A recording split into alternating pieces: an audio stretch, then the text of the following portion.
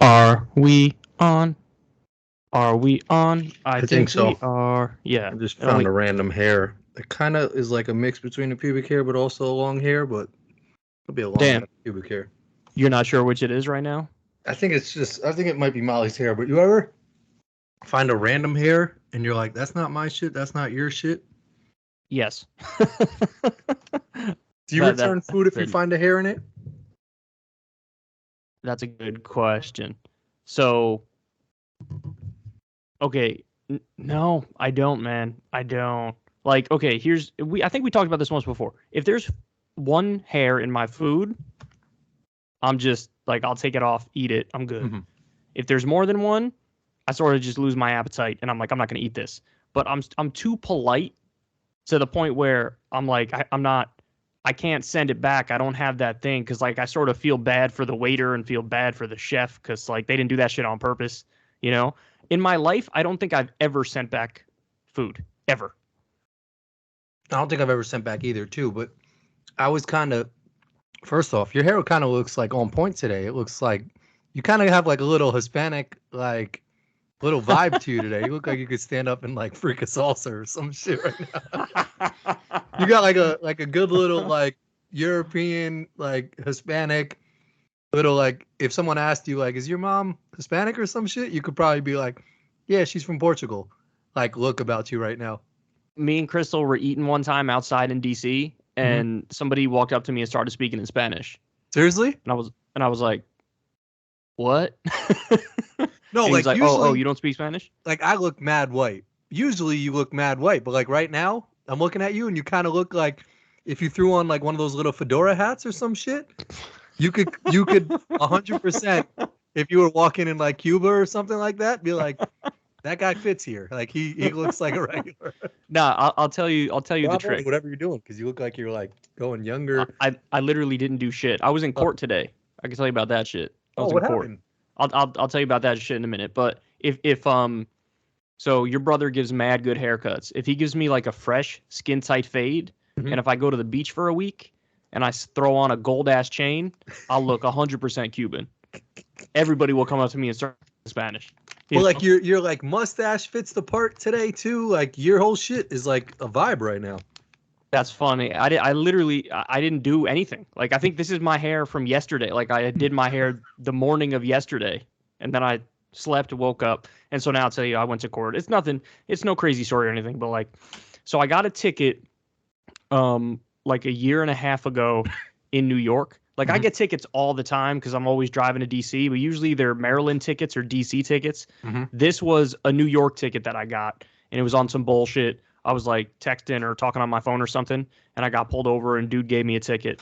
And like, fuck New York with tickets, man, because they're the worst. Like DC, they'll give you 87 warnings to pay your shit, and then they'll be like, just pay it. Like, just click this shit right here and pay it, and you're good. Like, it's the simplest process in the world. Same with Maryland. Mhm. They're mad accommodating and shit. New York, like, I couldn't even find a way to pay that shit online. It was Really? like you have to mail it in like it's 1947. At least the ticket I got, there was nothing on the back saying, "Oh, go to this website and do this or that." I even like Googled the shit, couldn't figure it out. I Was had to this New mail York in some shit. State or was this like New, Westchester it County? was. I got the ticket in Westchester County. I got it in Okay. White Plains. Oh wow. So and you couldn't like find a way to easily just do some shit? Nah. So I put the ticket. I thought I put the ticket in my glove box, Hmm. right? And I totally out of sight, out of mind. Didn't even think about it again for a hot minute, and then like 2 weeks ago or something, a letter comes. Not even to my place. It goes to my mom's place, and that shit is like your shit is about to be suspended. OD. Like That's you kind in of crazy that even like Westchester County, the police department was like, we know if we send this shit to Kyle's shit, he's not responding. Send this shit to his mom. Like they had that in file, like send to mom. That's some shit no. they do for me too. But it honestly, it's all because I tried to get a new license one time with my new address on it, but I Hmm. couldn't because I sent in the money and everything, and they never sent it to me. So I didn't try to do it again. I was like, Yeah, fuck fuck that, that. like I'm good, right? Hmm. So that's why they sent it there. But so I had to go in, and I'm like missed a court date because for like a like that. Not a traffic ticket. It's like a level above a traffic ticket. So you had to go to a court date. I obviously missed the court date because I didn't even know about the shit. They sent no like warning shits. There was no like, here's a first attempt, here's a second attempt, here's a third attempt, and now your shit is about to be suspended. The letter was like, your shit is being suspended on this date. And like the only thing you could do is like go to the courthouse to try to get the shit fixed. And so I went to the courthouse and they told me like, oh, the judge isn't here. You got to come back on this day, this day, or this day. I was like, oh. So they told you to go to this shit on a certain day, and the day you went, they were like, the dude's not here? No, it said I have to go before, I think it was September. Oh, it wasn't September, like show up on like a certain day? No, it wasn't. It was like your license will be suspended on September 2nd. And then it was like, you can get it fixed, but you have to make it a week before that date or whatever. And so I went and they were like, the judge isn't here, but you know, you can come this day, or this day. And so then I went, oh, such a pain in the ass. You got to walk through like a metal detector, and then they send you to a window. Then you talk to somebody at the window. You fill out some dumbass paperwork. Then they make you wait on a line. And then you got to go back through the fucking metal detector. And then you got to go in and sit, and the judge hears case. And it's on some, like, I haven't been in a situation like that in a hot minute. It's on some legit shit. Like, it's some shit like, do you plead guilty or innocent? I was like, yeah, what? all it had to happen was like the judge be like, all right, put him behind bars for 10 years. Like if he like happened to fuck up and like had the dude after you by mistake, like they just did your shit, it was a wrap. Like you'd be in the system and be fucked, like on some Brittany Griner shit. Like, so I go up there and they were just like, do you plead guilty or innocent? I was like, guilty. They were like, all right, it costs, I forget what it was. It was like $150 plus an $88 surcharge or something. And they were like, can you pay now? And I went and paid. And then that was taken care of. But that shit was a whole like, 2-hour ordeal or whatever the fuck. But did the judge say some shit like is it like Kyle Kulinski versus the state of or the state of New York? No, I think what happened was, so I sat down in the courthouse. Everybody's like sitting in like almost like the audience zone, and then they say when we call your name, you walk up and stand behind the microphone on some shit like you stand where an actual case would be going on if it was some criminal shit. Yeah. And then you talk into the microphone. She just called my name. I went up there and she was like, violation 70A and shit. Like, what do you plead? I said guilty, and then that was that. And I think I got 5 points on my license now, but I don't give a fuck. Whatever. Yeah, I had a lot of points on my license once because I was like speeding in a work zone, and then my dad called like some lawyer because it was some small ass town, and they basically were like, if you pay this, we'll chop it down. So I got like the points taken off, but that whole point system shit is so like, to me, the whole like, I was just talking to my friend's a police officer out here in Illinois. And I asked him, I was like, do you still stop people for like seatbelt shit? He was like, yeah, actually we do. Like, it's kind of like a job for us. Like we'll have certain requirements that we have to like lock into every month or so. And 1 month could be like seatbelt enforcement or some shit. So like we actually do look for that. But then Molly was like, it's wild because in New York City, for Uber drivers, if you're driving with a kid on your like instead of having a car seat, you could just put the kid on your lap in like New York City.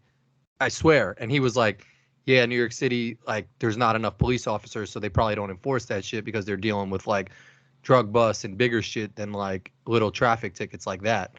So it's wild to me that like in a big city you could get away with so much more, whereas if you've kind of like upgraded and you're living in the suburbs and kind of have like beat the system, it kind of hurts you a little bit because now the cops are more after you on some like pettyish type shit.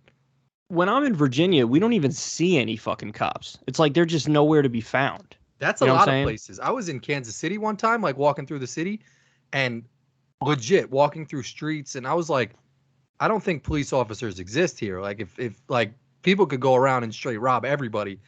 And it was on some same type of shit where I was like, where is the police out here? But in New York City, where they say they're like understaffed, every corner you think you go to, you see a police car.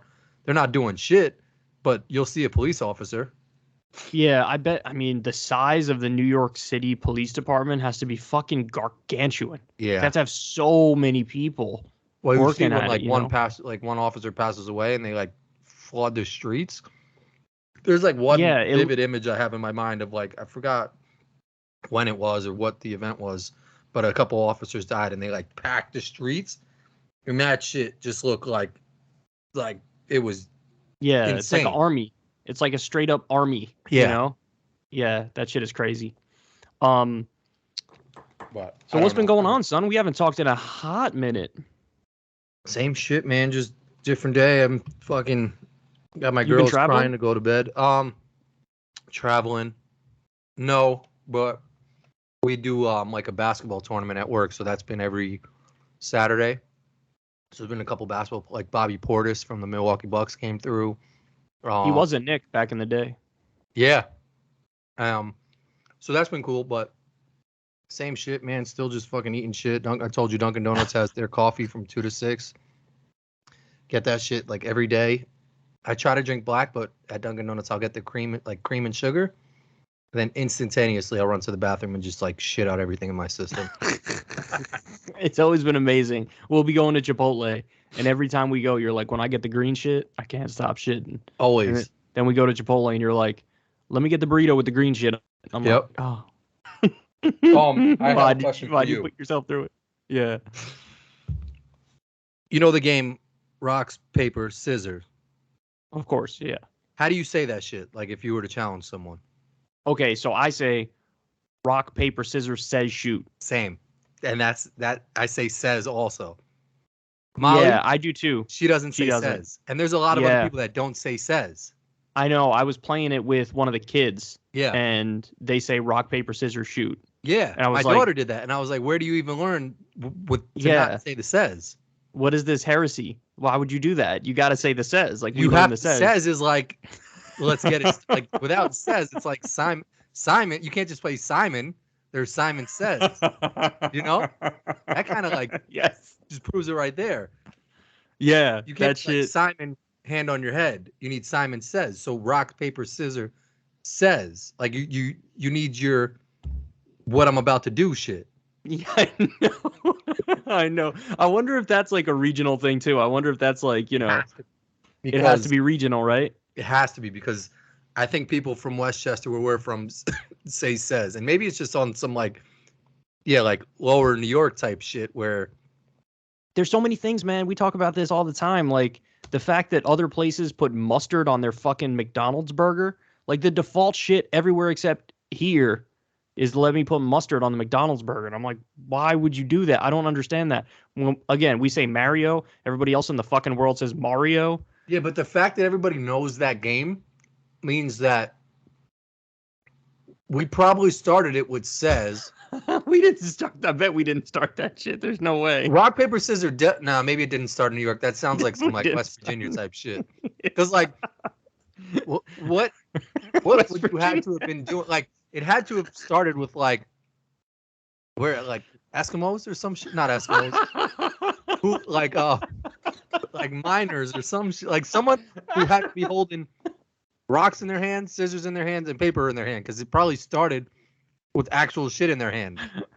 It either started with mom who worked at Staples or someone like way back in the day who was like cutting down trees or something like that.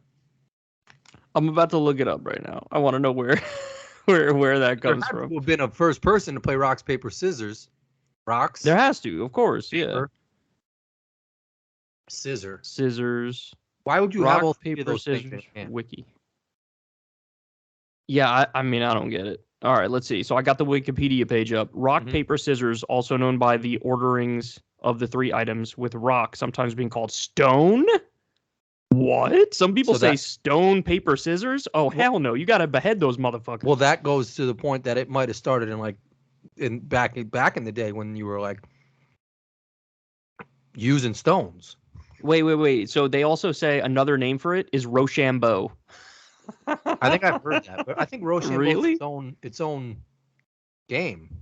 It might be a different game.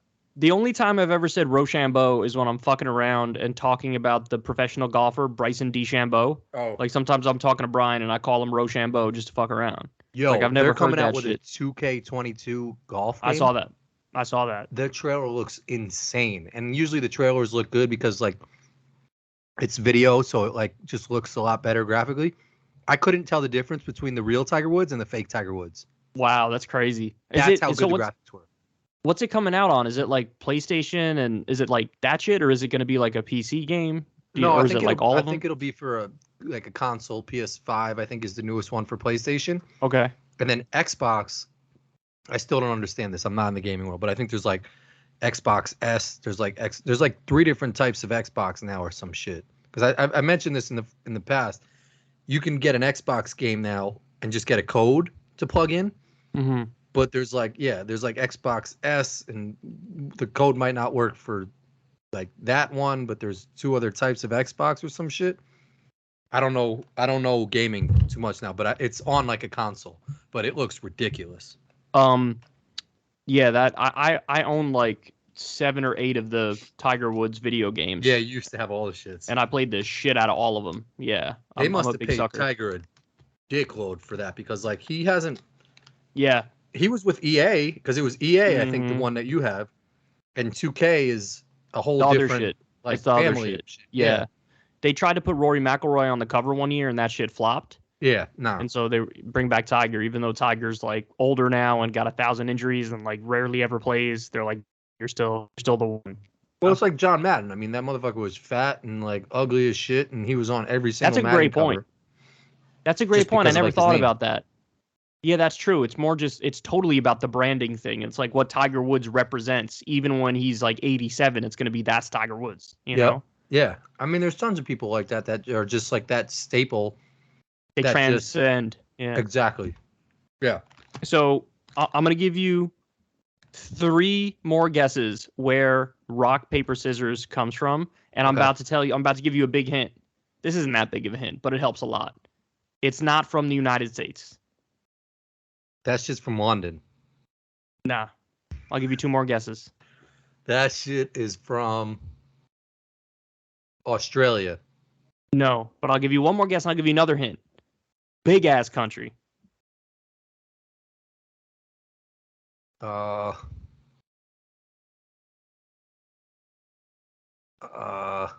want 1 more hint? Yeah. Asian country. China? It's China. Yeah. Oh, for real? China. Yeah. Yeah, Damn. they came up with rock, paper, scissors. How? What were they doing? I don't know. I don't feel like reading this whole ass article. It's funny because it's such like a simple game, and it like took the world over, huh? Does it say how to do it or no? Oh, let me see if they have a part on that, because they got to have some shit about like disagreements. Yeah. Name, gameplay, history, strategies, tournaments, variations, maybe. Damn, there's rock, paper, scissors tournaments? How the what?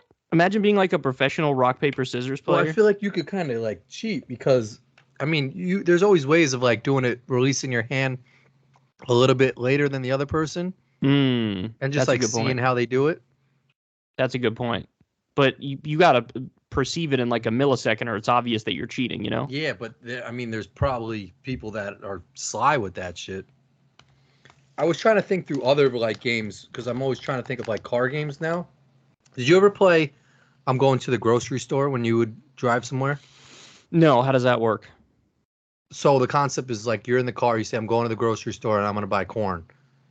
And like I say corn because my name starts with the letter C. So like you would go, and if you didn't know, you'd be like, I'm going to the grocery store and I'm buying like potatoes. And I'll be like, oh shit, you can't come to the grocery store. And then you go around the car until everyone figures out that like you have to go to the grocery store and buy some shit that starts with your letter name. Like the first letter of your name.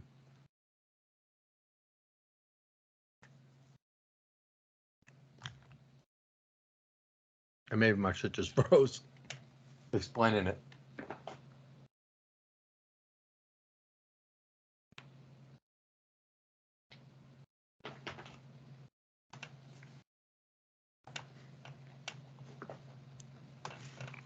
Yo, you froze, man. My bad. Oh, now actually, I'm back. my shit. Oh, damn! like, I was just gonna crapped take out. a picture. You were like in a thinking position. Contemplative ass pose. I'm gonna try to flip back now to the better internet. Give me one.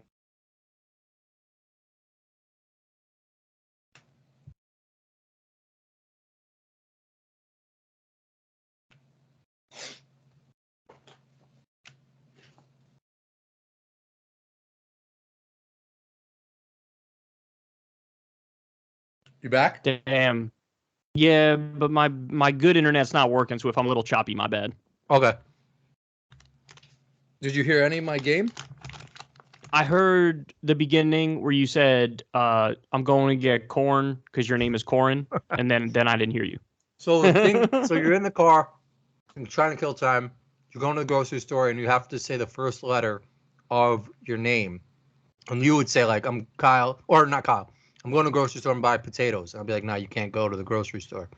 And you got to figure out until you figure out some shit with the first letter of your name. And then you keep going around and around and around. Oh, that would be hard for me. Yeah, well, it's hard to pick that shit up. And you go for as long as you can until like you figure out, oh, okay, he keeps bringing some C shit. So I'm going to bring some K shit. Yeah, there's not many things that start with K, you know? Yeah, K is a tough one. Nick's is with a K. K's a tough one. She brings like ketchup is the only shit she can bring, and then she. Yeah, that's difficult. Or like Kit Kats. I played a game with one of the kids this weekend that was, and we just made it up out of the blue. We tried to. You have to say a name for shit, like poop. You know what I'm saying? Yeah. And you have to the last person, the one who cannot come up with any more loses. And so you just keep going back and forth. And we went on for mad long, but then eventually it was like we literally like ran out of every fucking variation of that word. It's actually a solid game. Yeah, I don't even know how we started it. We just like he said poop and I said like crap, and then he said something else and then I said something else and then boom, we were off and running. Classic like kid game, but you got to play it. You got to wait till they're little to play that one because there's tons of shit that like bad words. I wanted to I hated Monopoly. That shit was always mad confusing and that game took mad long to finish. I don't think I've ever completed a game of Monopoly. I just played it this weekend. It sucks. But did you get like is there a winner? Yeah, there was a winner. We played the whole shit. It lasted maybe an hour. That's it? And it was stupid. It was terrible. I hated it. I feel like I feel like Monopoly could take like 17 hours. What you have to get? Aren't there mad houses and you can have different level houses and then you got to have all the money or some shit? Like, how do you even win at Monopoly? Yeah, I mean, I don't even know the specifics. We just followed the instructions, like whatever the instructions said, we did. But like, it just wasn't fun. That's what I'm saying. I think I ran out of money. I ran out of money, or somebody else got 3 stamps on the board. It was a Monopoly game that was it was like Monopoly something. It wasn't just Monopoly. Yeah. You know how they have all the different versions? It was Monopoly something. It was probably, I think a popular one was like the Millennium one, but they have like Monopoly New York, they have Monopoly Chicago, Monopoly like pizza, Monopoly like butthole. They have like all different like Monopoly. You know what I was thinking about? Monopoly is another one that falls into this category. You know how much money Frozen must have made? Like, because there wasn't just the movie. Like, there's Frozen underwear. There's everything. Like Frozen chapstick. Everything. Frozen like, there must be. Look at this shit right next to me. Frozen nightgown. Like, there you go. There's got to be like one. Who gets? Is that Disney that gets all that money, or is there like a Rick who's just like making all like?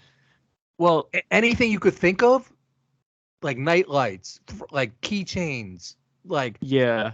I'm sure there's some like bootleg shit out there where some people are making their own and selling it and making some money. But yeah, no, most of it bootleg, they're making enough real shit that no, most of it is like going right to Disney. Disney made Frozen, right? I think Disney made Frozen. So. Yeah.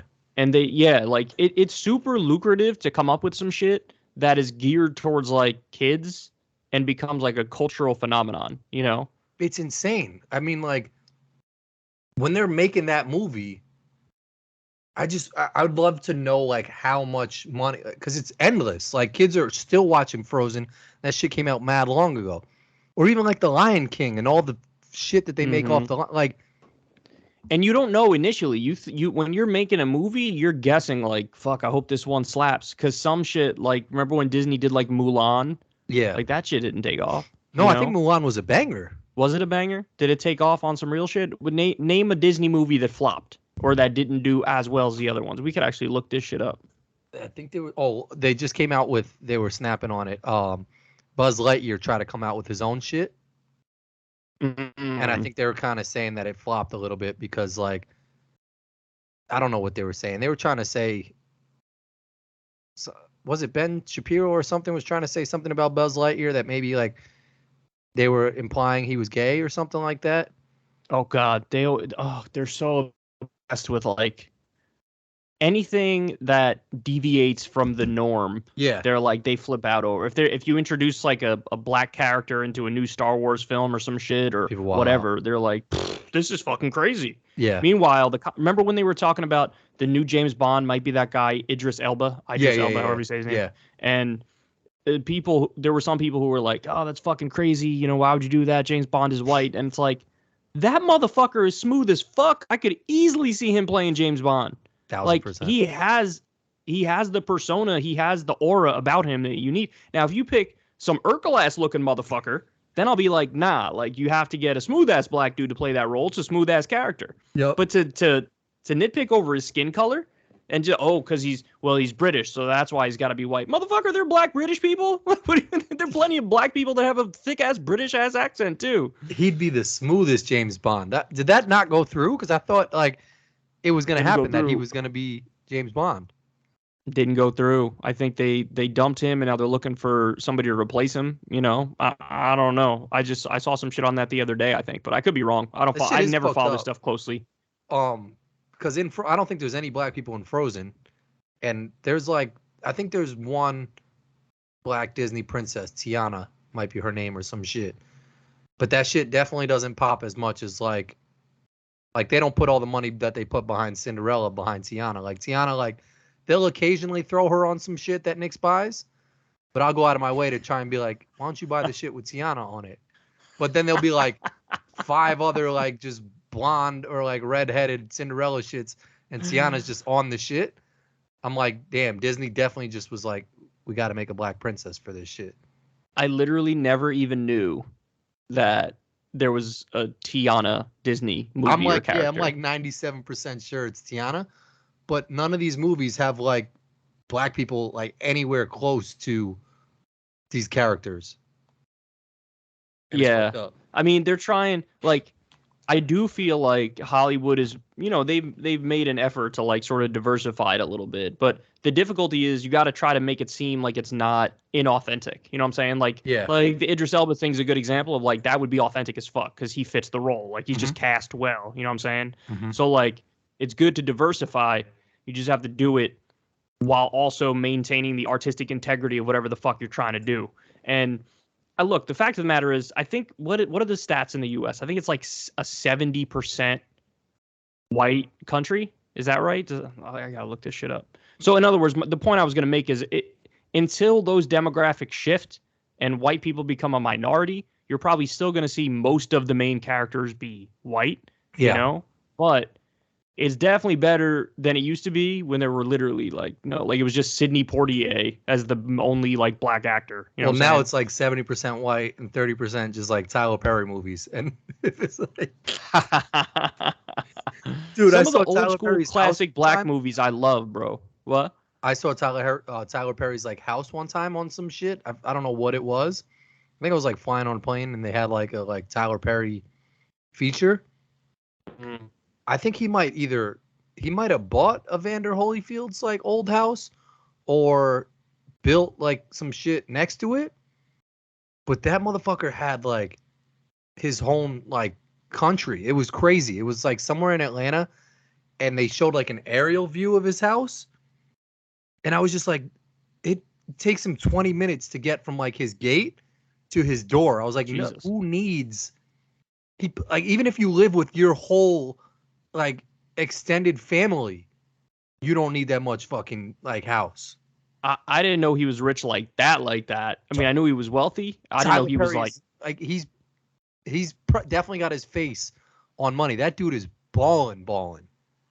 Yeah, I did not know that. Yeah, I did not know that. His shit was like insane, and I was like, there's definitely parts of his house he's never even been in.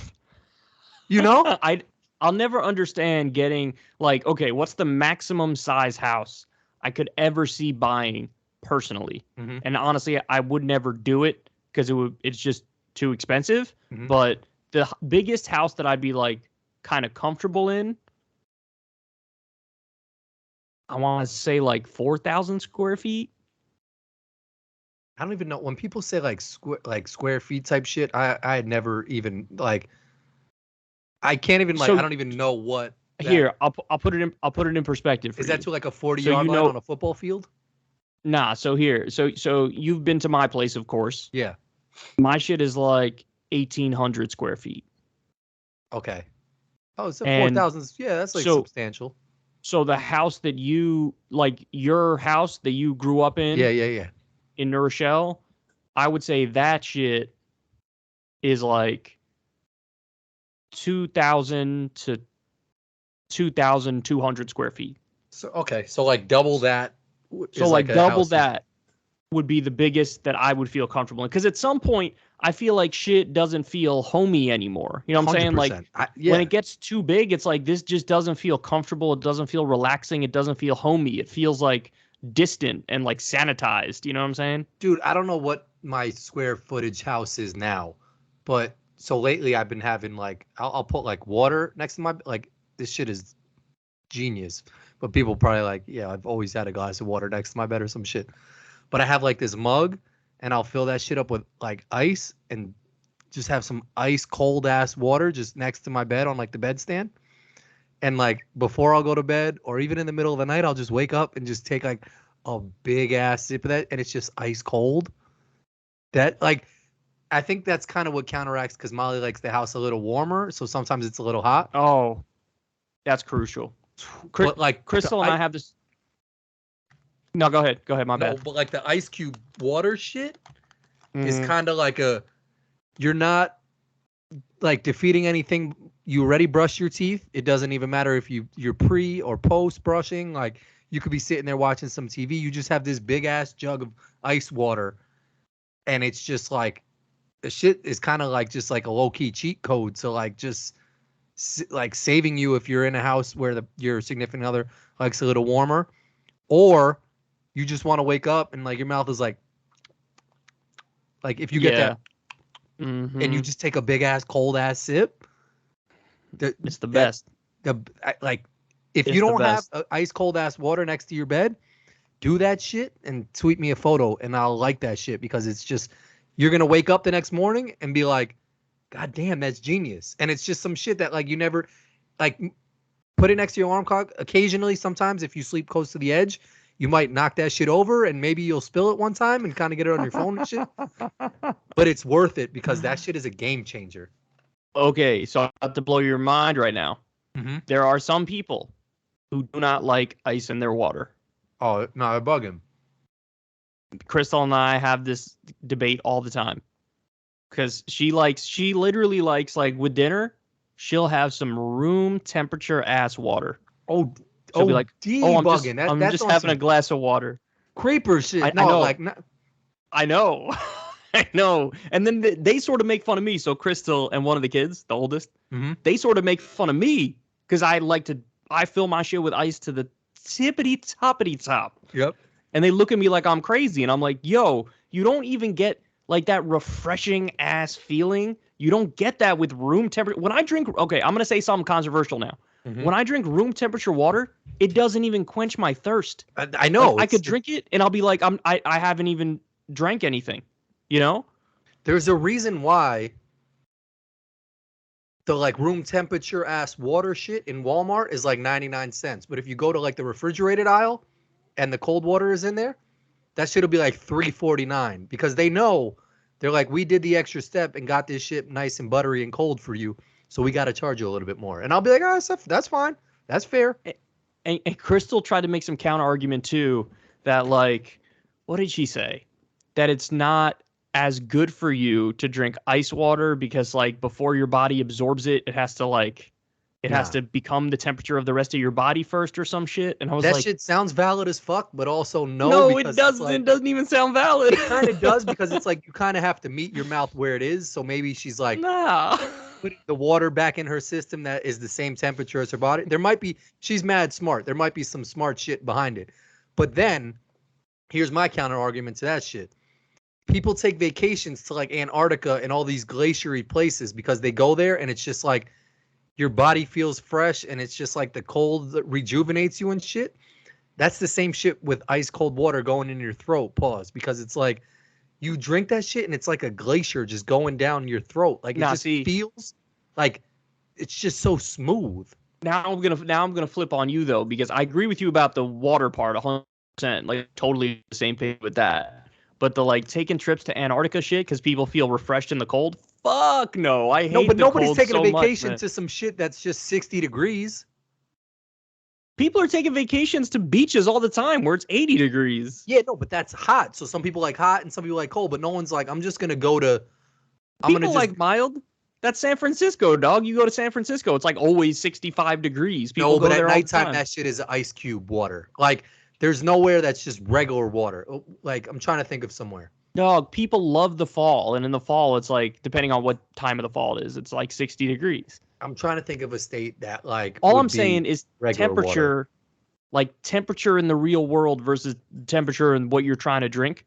Like even when I drink like a room temperature ass soda, it doesn't quench my thirst. Like it just feels like I'm not actually quenching my thirst. Like I need that chill in order to feel like. And I think to your point, especially if Molly likes the house a little warm, dog. I mean, for me that'd be a problem. Like, so y'all fight over the temperature. You want it colder, she wants it warmer. She wins that shit. Low-key, if I was there with you, I would be arguing to her face like, you got to stop torturing my man's here because you could just bundle up. He can't take off more than his skin. You know what I'm saying? Yeah. Like you could just bundle up. And props to Crystal. She concedes to me on the nighttime temperature 100% of the time. She's like, how cold do you want? I'll make it how cold do you want? And I say 65 degrees. I need a 65 in that bitch, and I need a fan on me, and I need to have that ice water next to me, dog. That's I know, I'm telling you. Super clutch. That's like true love. My wife is like, fuck that shit. She even wakes up sweating. So I'm like, why? You could wake up cold and not sweating. And yeah, to your point, you could layer up on that bitch. But you'll never see a Pepsi or Coke commercial where they're just pouring a Pepsi in a can into some cup that has no fucking ice in it. There's a reason why marketers and people who've done research are like, do the advertisement with some ice cubes in that shit, because it's just something to fucking the shit hitting a nice cold. Now, if they had the counter argument where you drink and the ice like gets in your way and sometimes you can't get a good sip because there's too much ice blocking your like sip, I could see that argument. But if you don't like your shit colder, there's no other valid reason. The only reason would be that the ice blocks the shit sometimes. And sometimes that gets annoying because you got to like jiggle the cup around a little bit. And sometimes the ice cubes have to sit perfectly where it can't filter through properly. I do think that ultimately it might come down to some biological shit, because Crystal and I like looked this up when we were, because we do like a little bit of a difference in temperature. She'd probably like it at maybe 70 degrees or 68 degrees at night, and I like it all the way down at 65. And then I think we looked it up, and it said that men generally prefer it colder inside than women do. And then the other thing is, she went to the doctor. They told her she has like low blood pressure, and my shit is probably high. And so that, I think we looked that up too, although I'm not 100% sure on that. That might have something to do with it. That if you have like lower blood pressure, you like it warmer. You have higher, you like it colder. So it might be that just like, you know, her default setting is that she's colder on some normal shit and I'm warmer on some normal shit. And so when she drinks that like slightly warmer water, that room temperature water, that shit gives her the refreshing ass feeling because she's a little cool. And then it's like, okay, this is keeping me neutral. Where if she drank some cold ass shit when she's already cold, it's like, I don't like this. You know what I'm saying? I could see that. But I'm gonna hit you with some other shit as to why ice is definitely better than some room temperature shit. Because on your refrigerator, there's 3 options on the fridge.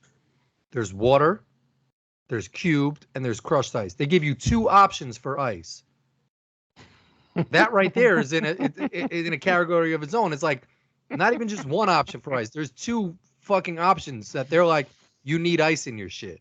Oh, hold up. Now let me ask you. Does anybody in the world pick the crushed ice? I think crushed ice is actually pretty popular. I think there's like an underground, like, yeah. Like, do you pick that over the cubed shit? The fact that you're thinking about it leads me to believe you picked the crush shit. Well, there's a couple different types of crush shit. There's cubed shit, which is just like the regular V looking ice cube, like the perfect looking ice cube. You know what I'm talking about? Like it looks like a watermelon that's cut. Like yes, those are the classic ice cubes. That's classic ice cubes. Mm-hmm. Then there's crushed ice, which your fridge will just spaz out, and that shit will just be like, all over the place. Then there's a category that I fuck with heavy. Ice chips? Not ice chips. They're like little pebbles. Cubes? Yeah, like little pebbles. They're like circular shits. Can't say I'm too familiar with these. Like I don't know. I think it would be its own category. So there's cubed. Well, I'd put the chips and I'd put what you're describing into the normal ice cube category. Crushed, I think, is sort of its own thing. The crushed is, I'm sort of on a jihad against the crushed ice. Don't have crushed ice, people. I don't know what you're thinking. Crushed ice can be good, though, because you can drink it and then you can kind of like chew on the ice, too. It's kind of like having a cigarette. Like you can like drink your soda and then have some shit to chew on. Kind of like having a cigarette. No, I was going to make the argument of, like you said before, the crushed won't get in the way of if you're drinking and some big ass ice cubes are sort of blocking you from getting a good sip. That doesn't happen with the crushed. That might be even why they made crushed in the first place. If I could get into the mind of whoever created that shit. But if you're having crushed, you're going to be drinking some ice cubes too. Like it's like, so you're not just getting your soda, you're eating ice also.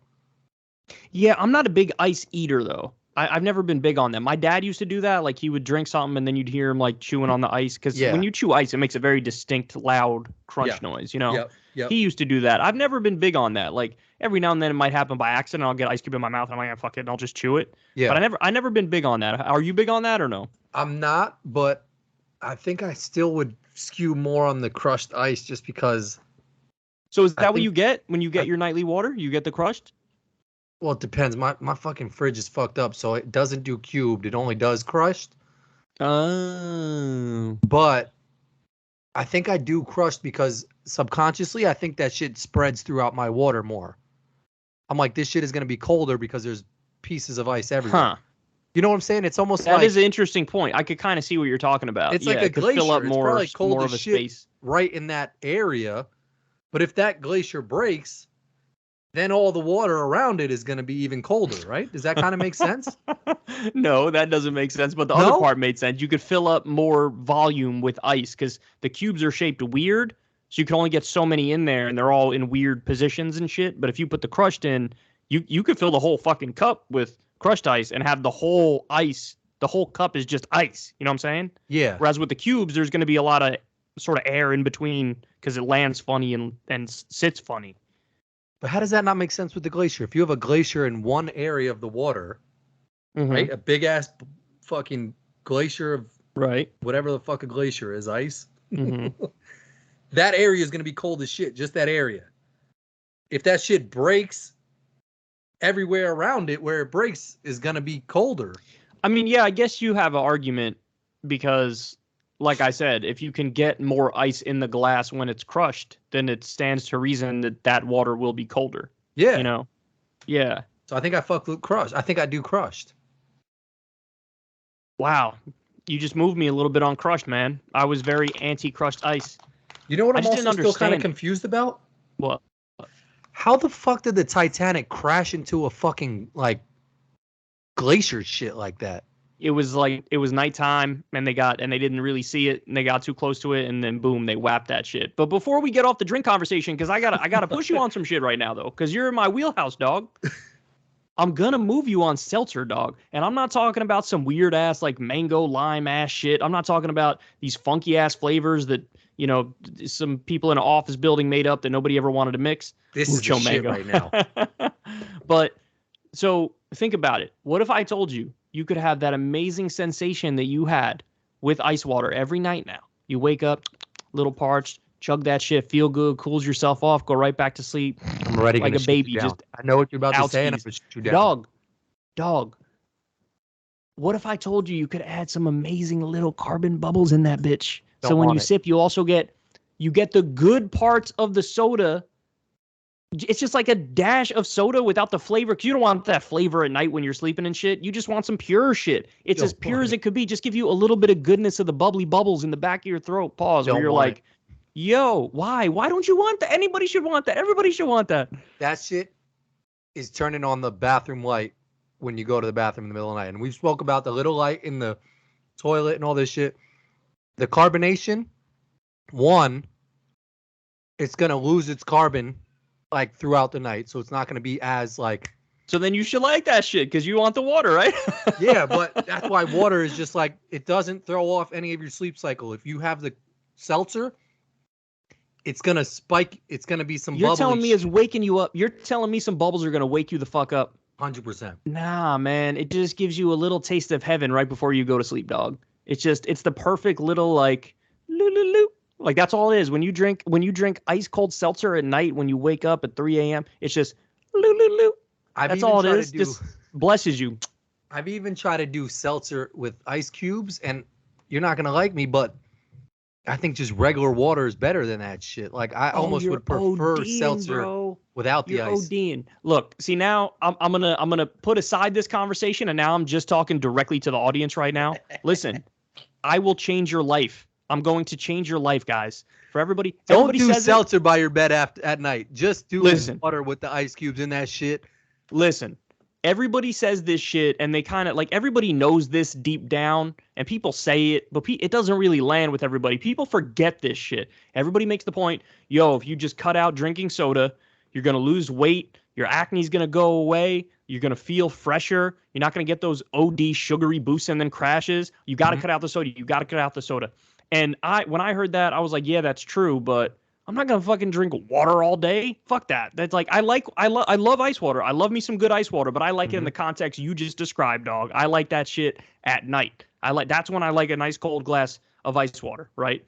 But I'm telling everybody out there, you can have an amazingly crucial part of soda without the shittiness with it. You get those amazing bubbles and you get the deliciousness of water. I'm telling you, it'll change your life. But what people don't realize is the bubbles are such an essential part of the soda. People think, oh, it's only like 10% of why a soda's good or 20% of it. No, bitch, that shit is 50% of why a soda's good. Like, yes, 50% is the flavor, having some banging ass orange soda or whatever. But I'm telling you, you could have a good part of soda without any stuff. Out the soda, drink seltzer all day, ice cold. You'll thank me later. Well, I'm about to. I shouldn't make this point because it's gonna kind of really hammer home your point. But it's like taking a bath and that shit being good as fuck, just chilling in a regular bath, but throw some bubbles in that bitch. It's a game changer. You have fucking crazy amount of bubbles. Game changer. And you don't know why you're happier and just like feel like you're having a better time in the bath, but you fill that shit up with bubbles. And it's the same shit. Yeah, almost like seltzer. It's like, here's your water, but now just throw a whole bunch of bubbles in that shit and you got a bubble bath. Exactly. I drink so much seltzer, and only time I drink water is at night. That's it. And sometimes, like, there are times, and this is OD, but there are times I've gone through, like, seltzer withdrawal. Like, I drank all my seltzer and didn't have it for, like, 2 days, and I'd be fiending. I'd be like, oh, where's my seltzer? And that shit has literally nothing in it. It's just water with the bubbles. That's it. And I'm like, God damn, I need my bubbly water. I've gone through it, man. Target makes a really good seltzer that I've been like fucking with lately. They actually have a lot of different flavors, but one that's really good, they have like a strawberry melon one. But shout out to Target because I think they make their own brand of like seltzer.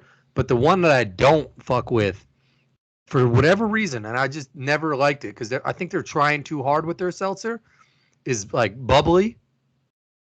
Yeah, I actually have never had that one either. Because, and here's the thing, I don't even like the flavors, dog. I don't even fuck with the flavors. I'm an original seltzer dude to the max. That's all I drink. Yeah, you're a connoisseur. It's like you are whatever the wine sommelier shit is for like food.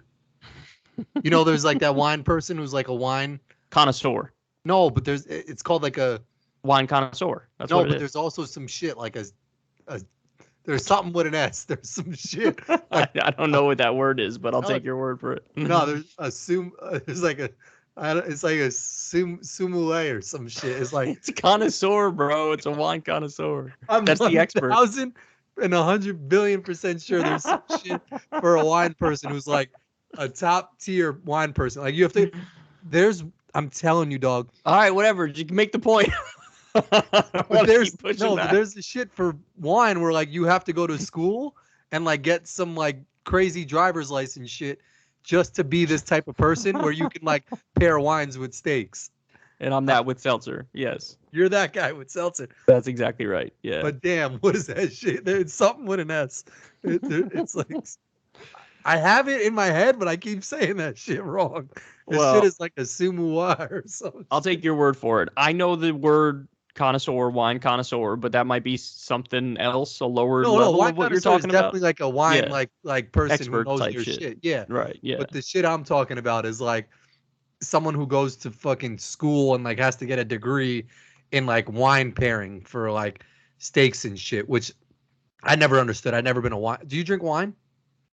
Yes, I have from time to time. I don't really drink much alcohol, period, though.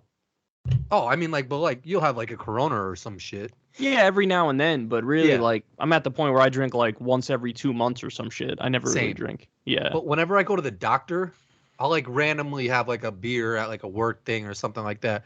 And the way they phrase like how often do you drink, you always have to like their least like choicey shit is like something that still makes it seem like you drink too much. And I'm like, I've had a couple drinks, but not your least option here. So you should definitely have some write-in choice where I could be like, just had like 2 this month. Like, right. Yeah, exactly. You know? Yeah, no, definitely. Alcohol, I don't know. I don't have the thing that makes alcohol feel great. Like, I think there are some people who just genetically are wired where alcohol really presses their buttons the right way and they love it. For me, I just feel sloppy, you know, when I'm drinking. I feel like dehydrated and sloppy. It does change my consciousness, but not in a way that I like. You know what I'm saying? So it's like filling too. Like when people will have like a beer with a burger or some shit, like to me it just doesn't like pair well. It's like just having some heavy shit with some more heavy shit. I do feel like it's heavy too. Yeah, I do feel like alcohol is heavy too. And wine's the same way. Like Molly's like, she doesn't drink a lot of wine, but occasionally like she'll have like a glass of wine at night, or like we'll go out to a steakhouse and she like, there's just one steakhouse we like that they have like a wine club and she'll like get whatever the wine of the month is. And she's like, oh, I wish you liked wine. And I'm like, that shit doesn't taste good. Like even people who like wine will front and be like, no, there's something about just sitting and swirling and drinking it and it's just relaxing. So I don't, that shit doesn't have a good taste. It's an acquired taste. It's definitely not like if you give, don't do this anybody, but if you give a kid a sip of beer or a sip of wine, they will recoil in disgust, and it happens 100% of the time across 100%. The board. Yep. And you know, it's the same thing. Like when I first started smoking, what did I do? Oh, was it the first time I hit a cigarette? I was like, oh, I'm addicted to this. I love this. No, you don't like it for the first 2 packs. You know, and after that, you sort of started to. So the idea going into it is like, I just want to look cool and I'm going to do this. You don't like it immediately. Mm-hmm. And alcohol is a similar thing. The taste of alcohol is a similar thing. But after you get used to it, then you can start to like it. Like I don't like the way alcohol makes me feel, so I don't drink a lot. But I do. I do like the taste of certain alcoholic drinks now. You know, like I like a good. I like both very dry and very sweet alcohols. Like wines and champagnes, because, and I guess that's kind of weird because people usually like one or the other, but I like the extremes. I like the ones that are very dry or very sweet. Like a dry rum or some shit. I think someone gave me rum. No. I hate all hard liquor. Oh yeah, all hard liquor. The only thing I like, I'll have if like a margarita or something, some fruity sort of mixed drink. Yeah, I'll take that. That has like a little bit of tequila or a little bit of something, like that's fine. But I hate like vodka, whiskey, scotch, whatever, like hard drinks. Never. I don't like them. They're too heavy. You know, I prefer beer or wine to that. Or there's been a rum that's been in a barrel from like 1846. I'm like, yeah, that shit tastes like it's been in a barrel from like 1876. You know? Yeah, like, I mean, you want to talk about acquired tastes. Hard alcohol are massively acquired tastes because you have it tastes like fucking poison. Yeah. When the first time you have a drink of whiskey, you're like, ugh, you know? Same Grimy. thing with like cigars. People who smoke like the old-fashioned cigars. Yeah. Like, ooh, man, those are some strong fucking things. I'm not You a know? cigar person either. Yeah. I don't like So anything that like is like wood. Like anything that tastes like wood. mm, Like yeah. like cooking over a fucking wood fire to me Right, is right, like right. Yeah. the shit I tastes like the wood. I have a similar thing to you. For me, it's more smells. And Crystal spotted this about me. I never really realized this, but I really don't like the smell of almost any flowers. Like I most fucking flowers, hate I flowers. hate. Yeah, bro. There's some most flowers. Like, oh, what's the one that she? The smell of lavender. I hate. Like you get any sort of lavender scented candle or actual lavender flowers or lavender fucking body spray or perfume or whatever. I'm like, ugh, I recoil from it. And I guess that's rare. Most people like the smell of flower. I mean, there's certain like any sort of fruity type shit I like, but Yeah. flower smells, I'm like, ugh, you So know? I don't know what it is, but my daughter, my oldest daughter Nix, and my mother-in-law like love flowers, so they'll always like bring flowers in the house and shit like that. I'm so against any type of flowers in a house just because it like bugs will start to come to that shit. The water gets all nasty. You got to change the water. The flowers will start to die. They like shed on the table and shit like that. Like Are you allergic to some or no? I probably am. I'm allergic to a lot of shit, but I mean like whatever flowers we have in our house, I'm not allergic to. But I'm Mm. just against flowers in general. Like even giving flowers as a gift to me is stupid because it's like those shits die and it's just like the person you're giving them to can't do anything with those shits. You know, like I love the look of them. Like I can appreciate a beautiful garden that has all these different colors in it. I don't like the smell of them. Crystal's big on gardening, and I think that when the garden is at its peak, it's very pretty, you know? yeah, when Because I someone also has a nice appreciate, I garden, just like yeah. landscapes in general. I love nature. I love landscapes. Even looking at a golf course after it's like freshly cut in the morning, I'm like, ooh, that looks so nice. That is There's something yeah, about like nature that hits. yeah, there's definitely something nice about like even at Yankee Stadium when the grass is just perfect and the sprinklers are just like spritzing on them and the grass is just like perfectly cut. Yes. Mm-hmm. Yeah, I think yeah, I don't know. Yeah, that's good, but I just think giving someone some flowers shit. So you can never even roses, even like the saying "stop and smell the roses." Like you're down on that phrase. I don't know. I don't remember. I can't tell you the last time I smelled a rose in particular because mostly I most of don't the think it flowers that smells I good. I smell. think that saying is kind of like on some bullshit where it's like, I think I've stopped and smelled some roses before, and I No, was like, a, these shits don't smell a lot like of you should people have like its it, own man. saying. A lot of people like it. It's like with like perfumes and colognes. Like certain ones I'm very attracted to, and others I don't like that much. And other people have, the same thing but different preferences. Like they might like the ones I dislike, and vice versa. You used to So rock the Abercrombie shit back in the day, right? that was a banger, man. It smelled good. I mean, No, I know. Abercrombie. I'm not hating. I'm saying that shit was like Yeah, they used to sell out of that shit. All like yeah. I people would mean, go just to the Abercrombie and Fitch store to get that just to shit. get that. That's what I did. I mean, the store itself smelled too much like it. They sprayed that shit all over the fucking place. OD, yeah. OD. You could smell it from like 10 feet outside of the store. But I did wear that for a while. That was a good one. I'm They trying to used to remember have a all the person colognes. working at that store with no shirt. Like I think Yeah, they that would was hire OD. someone Dude, to that wear store. I no think shirt there. Crystal watched a documentary on that company, and they're fucking terrible. Like Oh, everything yeah, about yeah, them yeah. was terrible. Yeah. I think that company is. Do they crumble or like are they still? They I have to think be in some maybe family of like Gap and H&M and all that shit. I think maybe they went bankrupt. I don't know. I'd have to ask Crystal because she watched that documentary. But there Because was, they had that shit and then they had Hollister. I think was like a brand of I their think that was shit like too. a spin-off, just like Yeah. American Eagle was kind of a spin-off of Yes. that Yes. shit. It was, that sort of fashion during our high school years. That was not good.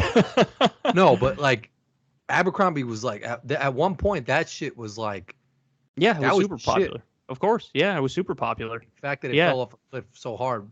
But I think there was a controversy to your point that came out that like There's been like 8 of them, and that documentary covers all of them. The person who runs the company is a fucking predator piece of shit, oh really? fraud. Yeah, all sorts of shit. But speaking of documentaries, you got to check out this Netflix documentary, Woodstock 99. Remember when? So the original Woodstock concert was in 1969. It Yeah, was my like mom went. oh, that's so dope. She It still has was, her ticket. it was like it was this awesome like hippie festival where And Crystal and I actually watched both documentaries, the Woodstock 99 one and the original Woodstock documentary from 1969. Mm-hmm. And the 1969 one was very clearly all about like, you had these hippies who really believed in some shit. They believed in like community. They believed in ending the Vietnam War. Like they were there in a real spirit of camaraderie. And like you had all these amazing performances. And there was something that was so wholesome about it. They even showed in the old documentary, like they would stop in between the performances and some dude would get on the microphone and say like, Jesse, your dad is looking for you. Please call the, Grizzly Motel. The number is, and so they would like pause and give people the updates. They even did some shit where they were like, just so everybody knows, there is brown acid that is going around. It is supposedly tainted and not good. Please be safe and don't take it. There was something that was so like wholesome about it, where they really stood for something and it was real shit. And then you watch the Woodstock 99 doc. Oh my God, bro. The shit was a giant scam. It was anarchy, like, right? Capitalism run amok, anarchy, nihilism, sexual harassment everywhere, rapes happening. They subcontracted out all the stuff for like the sanitation and the concession stands. And so you had like the company wasn't changing out the porta potties until the porta potties overflowed, and then it rained and there was just like puddles of shit that people were like sliding in. And then at the end, they did some virtue signaling shit where they were like, we're against gun violence. And they handed out all these candles for people to hold at the end. And they literally lit the fucking place on fire because they were there for however many days it was. And they were in 100-degree heat. They weren't, getting adequate nutrition. They were dehydrated. The medical staff was overwhelmed because everybody was getting sick and people were getting beat up and people were getting raped and shit. They burnt the place to the fucking ground, man. So the difference between Woodstock 99 versus 1969 was crazy. You have to see the Woodstock 99 documentary. It is insane when you look at all the specifics of that shit, I feel how like it I went remember, down. like when it was, I mean, I was super young, but like I don't think we were that young. I think we were maybe We were 10, 11 years old. yeah, 10, 11 years old, 10, some 11. shit like that. Mm-hmm. I feel like I remember news on that. Like I remember MTV was the shit and it was like just anarchy. It was just craziness. And I was like, holy shit, like what the fuck is happening? Did that take place? Did it take place in Woodstock, New York also? Like they did it at the same venue? I don't think so. I think it was somewhere else in upstate New York. If I Yeah, remember it was like correctly. close by though. Right. Yes. But yeah, no, a lot of that shit. I mean, even I remember in like Forrest Gump, like a lot of the stuff that happened back in the 60s was like, it was like peaceful and they did it, for a reason. Like it was people who actually cared about either other people, and there wasn't like any malicious intent behind any of the shit they were doing. It was all like for some peace, love, and just people trying to have a good time. Whereas like you could clearly see now when shit goes on, it's like someone just trying to either take advantage of someone else or someone trying to make money off some shit. Like they were probably making money back in the 60s at that first Woodstock, but it was on some like, it was probably the person who, I think it was like one person who owned just a land of like farmland out there that kind of rented it out to whoever did Woodstock, and they probably got hit off with money, but it was nobody like really trying to like get paid off of it, So they had to make a decision. They had like limited funds. The date was approaching when they were having the concert. Mm-hmm. They had to make a decision. Do we take the money we have and finish the fence that's around the property to keep people out? This Or is the 99 one or the... This is the 69 one. It's the 69 one. They said, do we take the money and build a fence to make sure that people can't just sneak in and watch this shit for free? Or do we take our last funds here and build the stage to be bigger because we need it to be bigger? They chose to build the stage bigger. And then people didn't pay and came in, and it became this huge cultural thing. So in the long run, that shit paid off, even though in the short run, probably they didn't make as much profit as they could have. I don't even know if they made any profit on that shit. The 1999 one was just an endless parade of like capitalism, greed, hedonism, nihilism. Like it's just everything about it was like this dog eat dog world had come to fruition, and everybody was just out for themselves, and it was just mayhem. And even when you look at like the artists who performed in 1969 versus the artists that performed in 1999, like the headliners were like fucking Limp Bizkit and was Marilyn Manson Korn. there, I think, or some shit? No, he wasn't. I don't think Manson was there. Or if he was, they didn't show him in the documentary. I mean, they had a million performers, but they didn't show Manson in the documentary. I know Corin performed and Limp Bizkit performed, and it was chaotic. They were like trying to literally knock down the camera towers with people who were in the fucking camera towers. It was just chaos, man. It was just mayhem. It was terrible. Yeah. I remember my mom telling me I have to ask her more about this, but I feel like I remember her telling me that like literally it was just like miles and miles and miles of cars just on the highway that like you couldn't even get to Woodstock and people were just on the highway like stopped. And I remember her, and I could be making this up or it could be mixing it up with something else, but like no, I'm definitely mixing it up with the Matrix. Wasn't there, But then somebody gave her a pill. no, but like I feel like there was a red pill or a blue pill, but I'm definitely mixing That up is the Matrix. I feel like that should happen at Woodstock too. I'm gonna call her and I ask her. mean, she probably took some pills because if I was at Woodstock, I'd be high as fuck on pills, But I you feel know. like I But remember her saying there was like 2 pills that were popular at Woodstock, but I'm definitely mixing that shit up with the Matrix. you could ask her. Oh That's hilarious. no, but I mean, yeah, I gotta ask her more on it. But I know she has the ticket from Woodstock, and I don't know if she actually made it to like the grounds or if she was just on the highway stuck on the shit, and that was like her Right. experience. But like she was like doing it that time, either going or a part of it or knew of it or something. That's what's up. That's crazy. Um, so let me tell you a funny story, man. I had to fill in as the coach for a soccer team. Oh, Now, I was gonna bring that up. Yeah, I'm coaching now. Oh, are you? That's what's up. It's basketball? No, soccer for 4-year-olds. But I told them that I'll like that I'm interested in coaching. So it hasn't started, but I was gonna hit you because I need advice. Oh, bro. Okay. Well, listen to this story and you'll get advice. All right. So I've been the assistant coach for the middle child, who's 9 years old. Okay, that's one serious thing. Soccer age too. I did that last year, and I'm doing it this year, and that's one thing we could talk about. That's easy peasy, right? I had to fill in and run the practice, be the head coach for the younger kid, who's 5, who just turned 5. So the kids on the team are like, there might even be some that go as young as like 3, but almost 4. Like it's or babysitting at that point, right? Yeah, or maybe like just early 4. Like there were some who are younger than 5. Yeah, and maybe one was like 6 or some shit, right? But this is the group, and so I had to run the practice. So you got to come up going into it. You're like, okay, let me think of like what drills I can run, how they're gonna practice, etc. Start off super basic, just put like 4 cones in a circle, and I go, here, do this, guys, watch me. And I dribble around that shit in a circle, and I go to the back of the line. And I explain to them, like, okay, do this, right? And they start doing it, and first of all, you'd be surprised, even that basic ass shit they weren't really getting it, right? Nope. And so then I was like, all right. So I switched it up after that. We did that for maybe 5-10 minutes. Switch that up to just putting them in a line, 10 feet apart and just passing to each other. Just pass.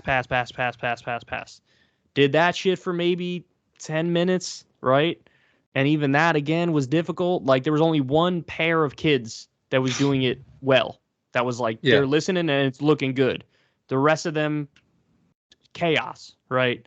Then what did I switch to after that? I had them take shots on net. Like, I put a ball down like 15 feet away and said, all right, guys, like, let's take turns now running to kick it. I'd put the balls there, they'd kick it. I'd put another ball there, they'd kick it in. That was probably the smoothest of all the drills. But then, like, I look at the clock, because this shit, to this point, even though that shit sounds like I did nothing, keeping them all in line and trying to get them to, like, grasp the concept and do it, that shit was harder than brain surgery. And so I look at the clock, and the practice is like an hour long. Dog, I'm like 23 minutes in this bitch. And I'm like, I go to Crystal and I'm like, I'm out of drills. Like, I don't even know what the fuck to do now, right? And so she goes, just have them scrimmage. And I was like, oh, that's a good idea. So I, one of them goes to the bathroom and comes back. And so I give him a water break or whatever. Yeah. Water break's always a nice one to like. Huge. You could kind of turn a water break into 5-10 minutes, bullshit a little bit. Huge. So when we get back from the water break, so I'm like picking the teams and shit. One of the kids still in the bathroom, so we can't really start yet. Don't really have the teams yet. I set them all up. I put the ball down, and I'm like, all right, go. And so they start playing. Tell me how, like, 3 of the kids immediately forget which way they're going, right? And I'm so focused on just keeping everybody busy that even I was like, which way were you going? Like, I didn't even know which way they were going, right? Yep. So it was chaos. And then they were like kicking around, and we only did that for a little bit because they weren't really they need such constant like direction, and you can only provide it to like one kid at a time, that like it's sort of overwhelming and the game's not going as smooth as you want it to go. So you're like, kids will start looking in the other direction and shit like that. So I just gave him a different drill. I was like, all right, wrap that one up. And I was like, all right, do this now. I put like 2 balls down. I was like, kick this one and then run and kick that one, and had them all do it and stand in the line. Tell me how, like, bro, we're like 45 minutes into an hour-long practice. We get to the point where like a kid would kick the first ball and then just like stand there and look around. And I'd be like, some other shit. Kick the next shit. Like you did not forget these instructions. Like these instructions are the super fun. You didn't forget this shit. Yep. Right. And so I grinded it out for like maybe 3 more minutes, and I was like, all right, we're wrapping it up. I was like, I think I ended 10 minutes early. I ended it at 50 minutes, and I was like, I went to Crystal and I was like, that's the hardest thing I've ever done in my life. Trying to coach 4 and 5 year olds, because it's just they don't at that age, they just don't grasp anything. Like they don't grasp anything. And so it's almost not possible to like communicate with them. So basically, if you're a coach at that age, it is more about how good are you with kids, period. It's not even about the soccer angle to it. It's not about you a leader. It's just about like, can you keep the wheels on the fucking bus? Like, because this shit will crash and burn so quickly if you're not like totally on top of it. It's so mentally draining. I was like, yo, that was harder than anything. Debating fucking Charlie Kirk at Politicon, going on Joe Rogan, like all that shit was easy peasy compared to trying to be a head coach for 4 and 5 year olds doing soccer. It was so hard, bro. It was the hardest thing I've ever fucking done. I believe it. Good luck. I did coaching for basketball, and the kids were probably like 9th, 10th grade or some shit like that. And the same shit though, like coaching in the game, I'm on my shit. Like I'm like, I know what to say to the refs. I know what to say to the kids to motivate them. Like I could hype the team up. I used to hate fucking prepping for the practice because I'd do the same shit. As I'm prepping, I'm like, all right, for 10 minutes, we'll do this shit. 15 minutes, we'll do this shit. And on paper, everything looks smooth. But then when you actually do that drill, like 5 minutes into it, they're like, you could tell they're over it. And like, it's hard to think of drills to keep kids like, it's hard to remember like 7 drills in your head. That's why like when I would watch other coaches, I'm like, how, like a guy used to just come by and like, have him do this. And I'm like, how do you just know, like, how do you know another drill? Like there's only so many fucking drills. So to your point, in your head, you're like, oh, yeah, I'll have him do this shit for 10 minutes, this for 15 minutes. And then boom, we'll be at an hour. And then you actually start doing the drill. And you look at the clock, you're like, damn, we've been doing this shit for 4 minutes already. We still got like 6 more minutes of this same shit. And kids are like not doing it right. Like that's when you kind of, even if the kids are doing that shit perfectly, you got to be like, nope, Samantha, come back. Do it again. Yeah. And her dad's like, she did that shit perfectly. You're like, I know. Do that shit again. Listen, with 4-year-olds, it's like that on steroids, because that's what you got to do that like 8 times. You got to be like, nope. Everybody come back. They're so young that they'll zone out immediately. They'll not listen. Like they'll start talking to their parent. They'll walk away randomly. Like it's just chaos, man. Now compare that with the 9-year-old. Night and day. Yeah. Like they generally listen. You know, they will take advice and implement it and try their best to do it. We're at hard to plan for that long, even for a 9-year-old. Like running a practice is not easy shit. No, without a doubt. There's no doubt about it. And that's why, look, I'm fortunate to be the assistant coach for the 9-year-old, because I had to be the head coach once for the 9-year-old, and that was very difficult in a game. And the reason it was difficult is because, look, they're still at such a young age where they're really doing this just for fun. It's not really about the sport itself. It's just like the parents want them to have some shit to do, right? And so you're balancing a bunch of different concerns. On the one hand, you want to like win the game, so you're trying to get people in the right positions and to play the right way. But then on the other hand, it's like you got 4 kids saying, "Can I go on offense?" And it's like, little Timmy, I hate to tell you, you suck. Like, I'm not putting you on fucking offense, but you kind of have to put little Timmy on offense. You know what I'm saying? And so then you got to balance, like, who do I sub in? Who do I sub out? Like, where do I put them? Where have they been playing the past 15 minutes? Like, what's the score right now? Like, what do we? So you're balancing a lot of different And things. then also, you know? if you don't win, the parents are like, "Why didn't we win that shit?" And it's like, "Well, because I had to put this dickhead in at offense, and he sucks." But like, he's an 8-year-old and he's on the team, so we got to play him. Like, Right. if you want to win at all the shit you do. Mm-hmm. So even like on some shit where you like, it doesn't matter if you're winning or losing. When you lose, parents are gonna be like, "Now who's the coach? Why do we lose that shit?" But it's like, no. Don't come at me on some shit. Yeah, it's tough, man. We have to lose this shit. We're just getting to the age now, like around this age. I'd say maybe age 11 or 12 is when they really have picked a position and they've settled in if they've played all those years. But like, we're just now starting to get to that age where they transition into like, I'm going to try out every position to like, nah, this is my position. And that shit makes life so much easier because like, then it's just, you know what you're doing. Like, and then it's just a matter of managing fewer things during the course of the game, you know, but dog, me trying to, I mean, I always knew I didn't have that like perfect ability to sort of get through to kids. I can picture you at 50 minutes just being like, yo, like chaos, man. I'm sweating.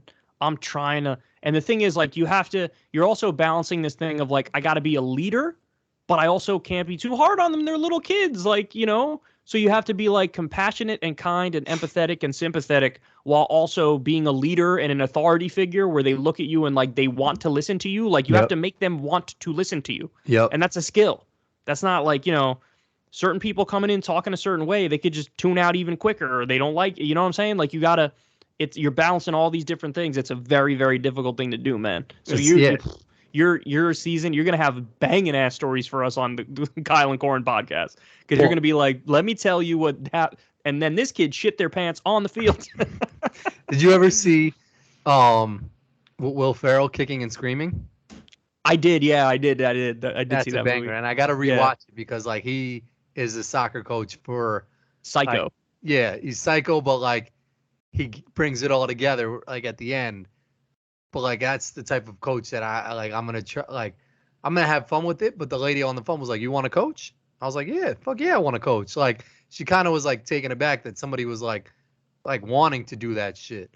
Right. Yeah. Fun, but like the practice is the shit that I hate the most. Is like having to come up with some shit for someone to do for a certain amount of time. To me, is like I was always impressed when even like a gym teacher can have kids doing shit for a whole class period, or like a physical, like a trainer at like the gym that I worked at when I graduated, that like a person is coming to you and they're trusting you to like schedule out everything they're doing, and you have to like perfectly line it up with the allotted time that you have. And to me, that's a skill because you have to like, you're not working out that whole time. You're not doing drills that whole time. You have to implement, all right, 5 minutes going to be talking, 5 minutes going to be bullshitting, 5 minutes going to be correcting a kid. So you got to know how to like spread out that time. And there's an art to doing that shit because you could plot out that you're going to do some shit for 15 minutes, but like that's a long ass time to be doing a drill without changing it up too much and like getting kids like, yo, we did 15 drills. I don't even know what the fuck we're supposed to be doing, So I think I lean more towards the philosophy of like scrimmage as much as possible and sort of let them figure out a lot of shit on their own. Yeah, scrimmage is definitely good. Yeah. The head coach of the 9-year-olds team, honestly, he's a better coach than I am, and he doesn't take that approach. He looks in a game at like, where are the weaknesses? Like, what are the things we're the worst at? We're going to work on that exact thing, which like props to him. But my approach, if I was the head coach for that shit, I would do more scrimmaging. With the younger ones, it's harder though because you're micromanaging during a scrimmage, trying to keep everybody, in line, letting them know where they're going, letting them so there are no good answers. It's just difficult, man. It's just very, very difficult to do that shit. And I'm amazed I even got 50 minutes into that shit. I mean, I could have, in my heart of hearts, after like 20 minutes, I wanted to be like, all right, good job, guys. It's not easy, man. And I give mad props to coaches that just have a database of fucking drills in their mind and they know what the fuck to do when a kid's standing around like, do this, and then they'll do it. Like, basketball, I had to look. I think I just Googled like basketball drills, and literally like for the whole practice, I was doing basic ass shit that if someone walked by, they were like, "This motherfucker doesn't know what he's doing." Like they're just and doing layup lines for 20 minutes. To your point, I hate when you could tell that they're not into it. It's like, oh fuck, how do Hell I yeah. like stimulate them to get into this? But also, it's a good ass feeling when like this shit comes together and like they like do some pass score shit, and you take the lead, you feel good as fuck. Yeah, that's so true. Like coaching is mad rewarding, but that's why definitely. Iverson said practice sucks because like no one's watching that shit. But in a game, yeah, we're talking about practice. There's an age that's a sweet spot though, of like when they're this age, it's the perfect time to coach them. When they're receptive and they listen, you know what I'm saying? Hell like yeah. There's a certain age. I don't know what that age is. Maybe 13. Maybe it's like ideal, or like 11. They're ideal. Yeah, that's probably a good spot. Yeah, but then like after that, and they think they know everything. Before that, they don't know anything. it's sort of like it's a difficult thing to balance. Have you ever watched any of the versus battle things or no? Versus, yeah, they have it on Instagram and they do it like on iTunes. Do they still do those? I think they still do. I just watched some of them. Like Jadakiss killed it. Jadakiss murked Dipset, and I know you love Joel Santana, but he got smoked-ington. Well, there was one, Jim Jones. I don't think they showed this, but they did it at Madison Square Garden, and he was like, he fell off the stage. Oh, was that during that shit or no? Yeah, it was during a vote. Oh shit! He was like in the front of the stage, and he probably like put a gun to someone's head to say like, don't show this clip, but it got out on Twitter, and he like fell off the front of the stage. Oh my god! Jadakiss was in like 3 of those shits, and he killed every single one. Like he's just a master performer, and he just knows like what to do and like make the crowd go crazy. And I think that started during the pandemic, like virtually. I think you're right. Yeah, I kind of remember this. Snoop Dogg did one against DMX before he died. Oh, I didn't see that one. Yeah, I watched a few of them. So I watched Jadakiss or the Locks versus Dipset. Yeah, and yeah, I mean, so here's the thing, like Dipset has more bangers. Like there are more songs that you hear that shit on the radio and you're like, oh, I got to get this shit on my my phone. Yep. But in that battle format, it wasn't even close. Like Jadakiss just murked him. He knows when to bring out the right song to match whatever. There, like he had that verses down to a science. But yeah, there were some classic verses, and the DMX one, like he kind of was. I think it was like it was like maybe a couple months before he passed, so he was a little out of it. But like he would be out of breath while he was singing like his bangers. But he still freaked his shit. But Snoop Dogg was on some next level shit where like Snoop Dogg is a performer's performer. Like he knows he's on some shit. He knows what to do as well. And he killed it. He was like crip walking. There are what I noticed from the few that I watched is there's always like a clear winner. So the other one I watched was Mario versus Omarion. Oh, that's a good one. That's a good one. Now on paper beforehand, everybody was like, "Oh, Omarion got this shit." Yeah, because Mario, I feel like only had just that one banger. Baby, you should let me love you. I bought that single. That single was fire. It was insane. I went to, I think I bought it at maybe Barnes and Nobles or some shit in Eastchester. And they had like 2 songs on it. It was the You Should Let Me Love You. And then it was like the You Should Let Me Love You remix. And it was just like 2 shits on there. And I would just replay both of those shits. And they were, it was a fucking crazy song. He did have, to his credit, he did have like, I want to say 2 or 3 other hits. Nothing hit the level of You Should Let Me Love You. But there were like 2 or 3 other hits that were good that he had. But so Omarion's got like the better catalog. Like he's got more hits. Especially you go back to like the B2K days. He didn't do any of those shits, but he has more hits, right? But oh my god, Mario obliterated him, bro. Really? Oh my god. Oh, it wasn't even close. Like it was everybody unanimously afterwards was like, Omarion, you shouldn't have even done this, dog. Like you got fucked up. Yeah, because there were songs nobody even knew that Mario would sing, and he just freaked it. And the point that everybody was making is like it all came down to the fact that Mario genuinely has a really, really good voice. Yeah. And Omarion's voice is sort of meh. Like Omarion can make up for his voice being mediocre by being an amazing dancer Yep. and having a sick beat and maybe using auto tune when he's in the studio. Yep. But Mario doesn't fucking need auto tune. He doesn't need it at all. And he freaked it. And he was a better performer. He was like witty on the backs and forths during the shit. So I watched that one too. That was good. And then the one they had leading into that shit, they had, oh, you're going to like this. It was Ray J and Bobby Valentino versus Pleasure P from like Pretty Ricky. And Sammy. Remember Sammy? He's got some bangers. Probably if I heard his shit. Kiss me through the phone. Oh, that was him? Phone. I'll see you later on. Yeah. I thought that was wasn't like Soldier Boy in that? Soldier Boy did that. He's in it, but I think it's Sammy's song. Right, yeah. Okay. So they did a versus shit, and like everybody was clowning on all of them, man. Well, they had some classic lineups, but I don't know why they never did like a Backstreet Boys versus NSYNC shit. I don't even know if you could get NSYNC to get back together like that. They did it for like 5 minutes at MTV one time, but that was it. It was like Justin's MTV Music the only Awards. one that is like, I'm better than all of you guys.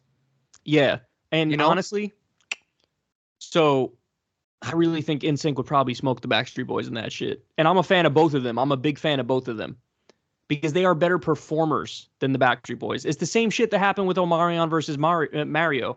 Like, it's the same shit. Like, yeah, Omarion, you have more bangers, but can you perform?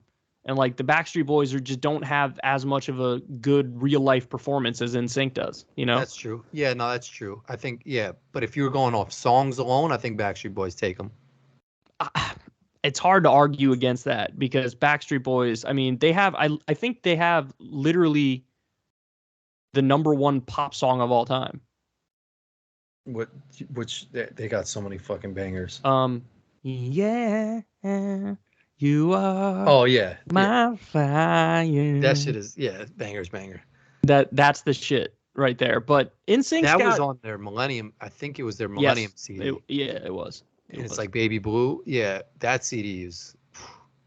I mean, I think they're top notch. But I mean, so is NSYNC. Like, I would argue that Backstreet Boys probably has more hits, but NSYNC has more songs that I like. Overall, like there's some NSYNC songs that like 7 people know that I'm like, oh, I like that shit, you know? If I was a music producer right now, I feel like there's a good category need for like another type of NSYNC type band.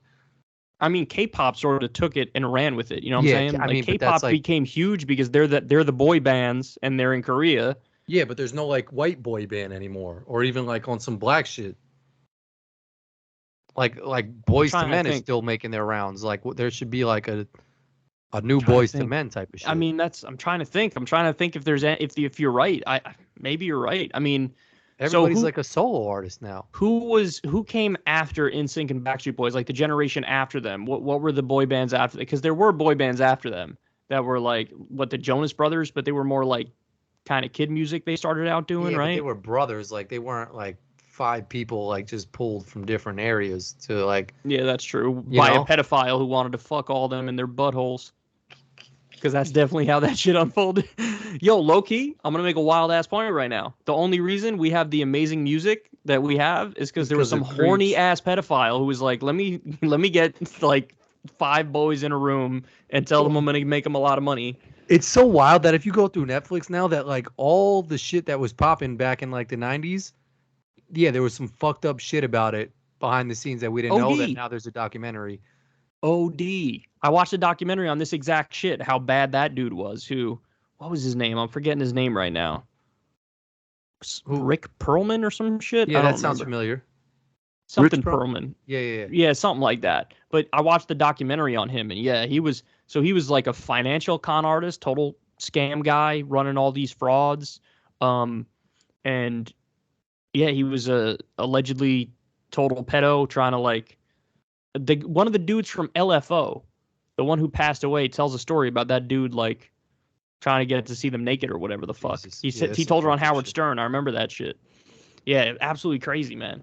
Crazy. They're The doing best like a Caitlyn Jenner documentary that I saw coming out on Netflix. Like, there's a whole bunch of shit. is it an expose type shit, or is it like trying to protect, I don't act know. like She she's was like a like putting queen? makeup on in the fucking mirror, like talking about she's like a.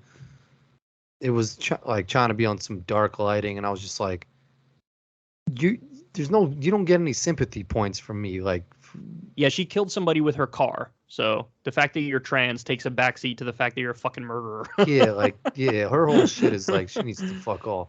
Speaking of that shit, Trump won't get in trouble for any of his FBI shit, will he? I guess I don't all know. just fluff again, right? It's just shit to fucking give him more fucking body armor for his people to be So like, he's the Teflon. He's not going to get caught with anything. So look, my opinion on it is that there actually is more shit there now. Like this shit is real, and that he actually did some fucked up shit. Yeah, we all know that though. Yeah, but there were other scandals where like he actually didn't do the shit they were saying. Like the whole Russiagate thing was bullshit. But this is not bullshit. Like this is real. In terms of will there be consequences to it? I don't know yet. I mean, I say flip a coin. Maybe I think the low end is like 30% that there will be some sort of accountability, because I mean, look, I don't think they would have raided him unless they had more, unless they really thought they were onto some shit, and because they know what that's gonna lead to. They know that. So, and now we just learned 300 pieces of classified information he had. Like this motherfucker. Like, what are you opening, like a classified information store? Like, what are you doing with all that shit?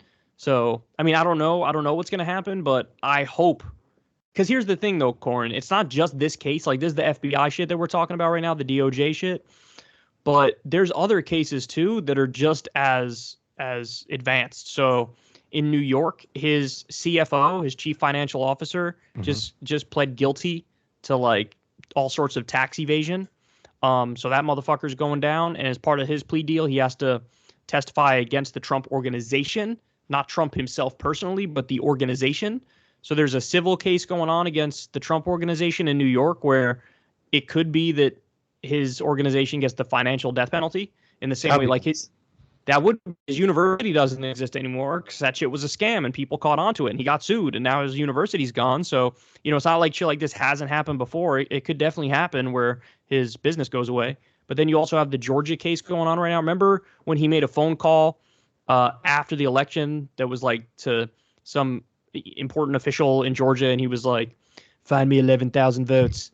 Like, there's an investigation now over that. Rudy Giuliani is being investigated criminally because he helped set up the fake elector thing where they pretended like, no, Trump really won, and here are the electors we're going to send. And so those are real cases too. So there's a bunch of irons on the fire right now. It's just, is anything going to come to fruition? I don't know. We'll have to see. But I'm actively rooting for it because this motherfucker needs to go the fuck away.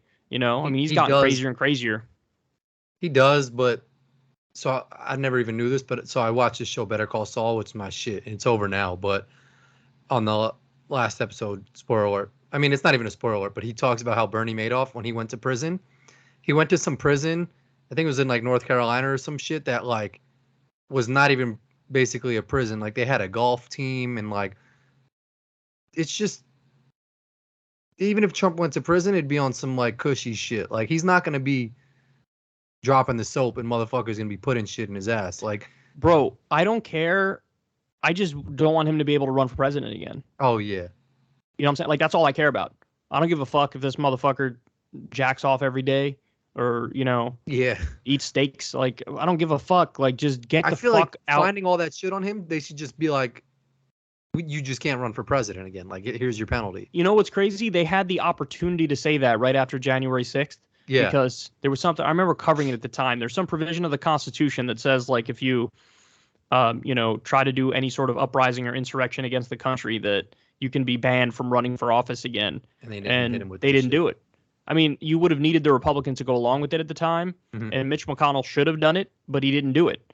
And so, but honestly, one of the punishments they say with the statutes that were on the warrant about the investigation that they did here, one of the statutes says the same thing, that like you can't hold any high office or something. But Other people say the constitutionality of that is questionable. Like if Trump countersues over that, he might actually win in court. They'll say that statute's not relevant because the Constitution lays out the requirements to run for president. You can't just add another thing. So I don't know, but just anything that prevents him from running again, And I do think I think people are actually wrong in thinking that this is going to help him in the long run. I don't think it helps him. I think it hurts him in the same way that the FBI raid of Hillary Clinton. Well, they didn't raid her, but they investigated her, and that hurt her in 2016 because it turns out to normie voters, if you're being investigated by the FBI, they're like, oh, you must have done some fucked up shit. That's how normal people think.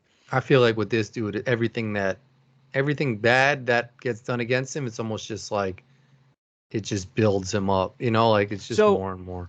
In one sense, that's true because he got a bump among the Republican primary voters. Mm-hmm. So some people left DeSantis and went to Trump. He had like a 5 or 10 point bump after this happened. So you have a point there, but there was also a poll that just came out where 57% of the country said, yes, he should be investigated. Like the investigation should continue. So what that tells me is, yes, among the Republican base, they want to suck him off. Yeah. But every single like independent voter in the country, every moderate voter in the country, even some Republicans, they're like, no, like you're done. Like I'm not interested in this anymore. They say that shit now until if he's the option, then it's just like, all right, I'll rock with him. Like they don't like him, they don't want him, but if he's the option, then they get behind him heavy. Like it's a weird dynamic. It's like I'm optimistic though. Honestly, I'm more optimistic now than I've been before in this sense. I think he's a amazingly weak general election candidate. Mm-hmm. And I think all the other establishment Republicans know that, which is why with this January 6th committee, they never made any counter arguments. They didn't even want to rebut what the Democrats were saying on the panel. Why? Because they want to get rid of Trump because they feel like he's going to fuck them in the election. So I think he's so weak for a general election that the Democrats would probably fare well in 2024 against him. Nothing's set in stone. The political reality can change. But look, it wasn't that long ago when I was thinking the Democrats were going to be historically wiped out in this midterm election. But no, then out of nowhere, we got, this bill that gives health care to veterans who were victims of the toxic burn pits. That was the thing Jon Stewart was arguing for. Did they get that? They got that passed. And Jon Stewart should run for president, man. He crushed it. Insane. Now he crushed it. So we got that. We got a microchip bill that brings back like microchip manufacturing to the country. That was big. We got the Inflation Reduction Act, which was that the shit where Biden gave the pen to? Yes, that was the thing where Biden gave Manchin the pen. Weird. He just like randomly handed him the pen. He should, like I said on Twitter, he should have handed him a bag of dicks for like blowing up Build Back Better. But like, look, in that bill, 15% minimum tax rate for corporations. That's based $64 billion more going towards Obamacare to give some people health care. I think that's great. You have all these green energy provisions where like they're incentivizing green energy, and there's like a $6,000 tax credit if you buy an electric vehicle. Like there's some good shit in that bill. Gas is going down. So that's true. Gas prices are going down. That's true as well. And then you also have just the fact that Roe versus Wade was overturned. That shit was fucking crazy. That fired up Democratic voters. There's no doubt about it. People are like, damn, this is insane. That whole shit is no more? Yeah, Roe versus Wade was overturned. So now the states get to choose what their abortion policies are. Oh, yeah. No, that I knew, but that's not a good thing for like Democrats. It's good for Democrats in terms of the election because people are going to go, oh, shit, these Republicans are fucking crazy. Oh, yeah. So that's what happened there. And then with the January 6th thing, too, I think that's also helping Democrats. So there's a number of things that sort of lined up for Biden. And then now they're talking about he might eliminate $10,000 of student loan debt. And if he does that right before the election, I think that'll help him. I mean, I think $10,000 is super weak. I think he should eliminate all of it. That's all obvious stuff. But the fact of the matter is, will voters go, hey, at least this person did a little something for me, and the other guy's a fucking psycho who's trying to overturn the election on emperor? Yeah, I think that matters. So, I mean, I think Trump is the favorite for the primary, even though I do think he is beatable, but I think he's the favorite for the primary. And I think right now he's the weakest general election candidate they could have. I even think Ted Cruz would be a better candidate at this point. I know. That's a crazy thing to say, but I think it's true, man. I think it's true. Trump just shoots himself in the dick on a daily basis. Yeah. Every day. Every day he just reminds everybody how he's petty, narcissistic, and he can't shut the fuck up about 2020, perpetual victim complex, lies. People see through it. Any normal person sees through it. Yeah, the people who are still left in his base, they're the TFGs. They're too far gone. Nobody's going to reach them. That's fine. But normies are not going for that shit. There's no way. So Biden's actually doing a decent job, or it's just like we're just finding shit to be like he's doing. I wouldn't say he's doing a decent job. I would say he's doing the bare minimum. Okay. That's what I'd say. But look, the bare minimum is better than nothing. Yeah. And he was doing nothing for a hot minute. And so that's why I thought the Democrats are going to get obliterated. But now the numbers changed. A Rasmussen poll just came out. Now Biden has a 47% approval rating in one poll. 47. Okay, it wasn't that long ago. He bottomed out at 33%. Yeah. That's a huge bump. That's a 15-point bump? That's huge. And that's all just because he did the bare fucking minimum. He's every time I see him, and I haven't kept up with much, I don't know what he's doing, but I just feel like he's just like a corpse there. He like, is. I mean, he is. There's no doubt about it. He's half dead. There's no doubt about it. Was the video real where he tried to shake the guy's hand twice, or do you think that was doctored? No, so I think it was a real video. I think people were sort of overreading into it. I watched that video. Really? I saw the headlines and I clicked the video and I was thinking, oh, I'm going to cover this. I'm going to make fun of Biden. Yeah. Then I clicked it and I watched it and I was like, I don't know. People are I think they just sort of made up that he was like shaking somebody's hand right there. He was like, really? He could have been like pointing to somebody in the audience, or, you know, somebody else was like waving at him and he was like joking around, pretending like he was shaking their hand. The idea that everybody was so convinced like he was literally seeing a ghost or something, like, no. I thought it was too hacky. Yeah. I saw the title and I was like, oh, I'm gonna cover this and mock Biden. Then I watched the video and I was like, I don't know what he was doing. I think it's too definitive to say he actually thought he was shaking somebody's hand, you know? Yeah, that's true. I watched it quickly once, and at first I was like, I might have watched it like twice, but I was like, this motherfucker just shook his hand and he came back like, he didn't shake my hand. But then I was like, I think that looks like they chopped it up to edit it to make it look like he didn't know what the fuck he was doing. But it doesn't surprise me, because every time I watch him, he is doing some shit that there's always those videos, like when he read the teleprompter and he was like reading the shit that he wasn't supposed to read. Say it twice. Yeah, he said say it twice. It's funny, and then, too, like when he got COVID twice, and then he was just like on the balcony like, I'm fine. I was like, dog, you don't look fine. I was like, even like take a couple vacation days and just like, you don't have to show yourself. You could kind of just hibernate for a week or two, man. Like, just rest the fuck up and go away. He gave a speech too after that, and he was coughing through it and shit. You still got COVID. Like his hair was like disheveled and shit, and then he fell off the bike. Like, I thought this dude was smooth, but like the falling off the bike shit was bad. Yeah, I know, that was bad. So he took this pill called Paxlovid for COVID. It's supposed to be very helpful, but he took it, tested negative, and then like a week later he tested positive again. And then there were all these articles that said like, yeah, this can happen with this pill. You get like a bounce back, positive test. And I was like, what? It's crazy. You know what's crazy about the news is, I know they always try to scare you with some shit, but they really always try to scare you with some shit. Like it was monkeypox. I know, the monkeypox thing. Like, I've read a bunch of articles on it. There was a time when I was like, yeah, should I cover this? And then the more I read the specifics, I was like, I'm definitely not fucking covering this. But then first of all, nobody's fucking dying from it. Nobody's dying from it. But like, so why are we like, are they gonna fucking write about chickenpox again? Like, it's some shit that happens and people get sick. Like, there was a new shit I saw on someone's phone. It was like in Ohio and Michigan, like 30 cases of some shit that just broke out now, that like was the headline of the article. And I was like, why the fuck can't there just not be some shit? Like, why does there always have to be some shit? Honestly, they're losing credibility, though. I do think that a lot of the media is running with the monkeypox thing because they did have a big ratings bump when COVID was hitting at first. Yeah. And so they're trying to like sort of hop on that bandwagon. But they're losing credibility because now the next time there's a real ass, serious ass, where a zillion people are dying thing, they're gonna it's not gonna land because people are gonna be like, yeah, you did this 4 times with things that weren't as serious. Like, you can't come getting a monkeypox shot. I was like, you can't come off of COVID and then make a really big deal about this shit when nobody's even dying from it. Like, yeah, the things look bad and people are getting scarred and all that stuff, but it's not the same. It's not the same. The COVID death number is like fucking super high. This shit, nobody's even dying. Yeah, it's a.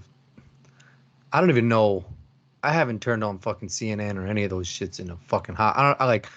I have no idea what's going on in the world right now, except for like some fucking global warming shit where it's like either really hot or like, I saw on CBS Sunday Morning that like it was some scientist was like, we should really be worried about this global warming shit. Like, he was like, in 5 years, or I forgot how long it was. He was like, we're going to look back at this summer and be like, I wish it was that hot again. Yeah, I covered a story about what's called an extreme heat belt that's coming to the U.S. So right now, that's number the shit is where my fucking belt feels like that because my waist is getting big. So right now, there's 8 million people who live in places in the U.S. where at least one time a year, the feels like temperature hits 125 degrees. 8 million.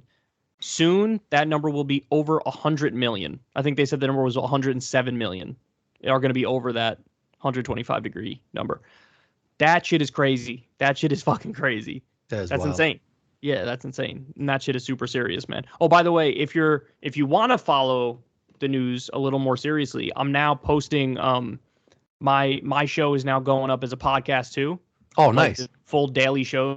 Oh, so that's clutch. On, like, is it on Apple or whatever? Is on there now? Yeah. Mm-hmm. So you can go if you wanna listen on a daily basis. You know, got the show drops every day basically, and you can that's big time. Get your news that way. Yeah, no, I mean, you know, people have wanted that for a while, and now we're doing that shit. So I actually like it too. Like, I sometimes when I'm driving now, I'll just throw it on. I like to listen for mistakes and, you know, little things that I could tell the editor, like, oh, we messed up here or whatever. So I listen to that shit. Throw it on double speed, sit in the car, and just boom. And I think I'm gonna start listening to that shit now. It's just easier for me to click that. Some people are podcast people and not like really YouTube people, and so for those people, maybe it'll attract a new audience too. So who knows? We'll see. Yeah, no, it definitely will. That I mean, yeah, Molly has her shit on there, and she said like she just uploads, and yeah, she likes it. And for me, it's easy, but I haven't listened to mad shit, but it's more convenient to just click on that shit because I can't close out my YouTube app. So whenever I watch some shit on YouTube or like listen, there's like this music shit that plays. It's like always streaming on YouTube. So when I cut the grass, I listen to that shit, but I can't close out my phone. Like I gotta leave my phone. I gotta leave my phone open, or if I close it and the screen goes dark, the app closes on YouTube. Really? Yeah. Mine doesn't do that. My YouTube app doesn't do that shit. I know if you have like YouTube Premium or some shit. Oh, okay. Maybe that's why my shit doesn't. If you have like a better YouTube, yeah, you can close out your phone. But the regular shit, if you close it out, your app. Where do you listen? Off. Where do you listen to your podcast? Do you listen on Spotify? No, I do. I think just podcast. Oh, so Apple. That's Apple. Yeah. Oh, okay. So you don't even listen to podcasts. Occasionally, I'll do Rogan shit. Like I listened while I was cutting the grass the other day. And he's on Spotify. Yeah, I think Spotify's number one, but Apple's sort of close behind. Yeah, those shits are all doing fucking well, man. Yeah. The other ones, it's up on like everyone. Some people still listen on like Stitcher or whatever. I don't know any of that shit, man. I did that one. That one guy asked me to ask you to go on his shit. His name's like Heem or some shit. He was cool, and we spoke for a little bit. But he was on some app that I didn't have, and it was like, oh no, he was on Twitch. He was on Twitch. Yeah. And he sent me some link. I was like, dog, I don't have Twitch. He was like, all right, we could do it through Skype or Zoom. Yeah. And then we were on for like 40 minutes, and the shit cut out, and he was like, fuck, can you go to Skype? So we went to Skype in the middle of the shit. I was like, my bad, man. Like, I don't have Twitch. I don't have fucking Stitcher. I respect the boomerdom because I'm very boomery too. As far as people go who actually are YouTubers, I'm in like the bottom 10% of like technological ability, you know? It's like, yeah, I mean, I respect it. I mean, like, I just think there's too much shit out there. Like, there's something, I mean, Molly must use it for something. Oh no, this is like her Cricut is like a design shit. But like, there's so many fucking apps and so much shit that people are on now. It's OD. Like even like back in the day when we were in high school, like I was saying, like it was Xbox, then it went to Xbox 360.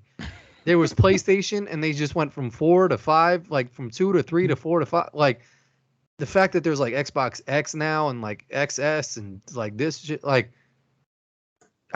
this shit is so complicated to keep up with that like when people are like streaming and like all these NFL, like Kyler Murray, one of the quarterback for the Cardinals, plays like Fortnite and does all this shit. I'm like,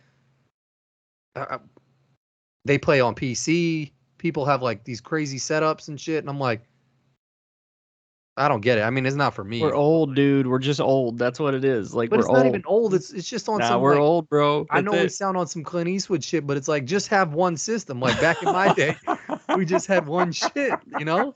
You can't say we're not old and then be like, well, back in my day, get off my lawn. But there's too much shit. Like Listen, you're preaching to the choir, bro. You know that I get overwhelmed by all that shit, especially because it's part of my job, right? Like that shit Yeah. is overwhelming OD. But your shit, you know, yeah. I mean, if you did what all those other motherfuckers did, where you had like the shit going up on your screen, and then you pulled in like blah blah blah is a new subscriber, and it like some of the shit that I've seen people do is next level. Like the Vanguard people pull in a fucking shit that just got said onto their screen.